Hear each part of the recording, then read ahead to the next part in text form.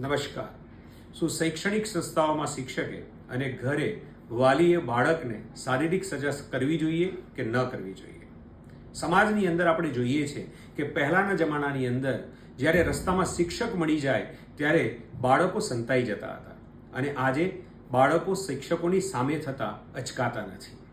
પહેલાંના જમાનામાં માતા પિતા જે કહે એમની આજ્ઞાનું કોઈ પણ પ્રકારનો પ્રશ્ન પૂછ્યા વગર બાળકો તરત જ પાલન કરતા હતા અને આજે આપણને મા બાપનું અપમાન કરનારા બાળકો પણ જોવા મળે છે.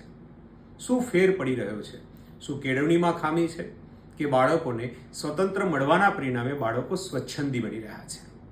કોલેજની અંદર કેટલાક યુવાનો અભ્યાસ કરતા હતા ત્યારે કેટલાક યુવાનોએ એક યુવાનનું એટલું બધું રેગિંગ કર્યું કે જેના પરિણામે યુવાને આત્મહત્યા કરી. ધોરણ 8ની અંદર અભ્યાસ કરતા બાળકોએ પોતાના જ સહધ્યાયી બાળકને એટલો બધો ફૂટપટ્ટીથી ફટકાર્યો કે જેના પરિણામે એને દવાખાનામાં દાખલ કરવો પડ્યો.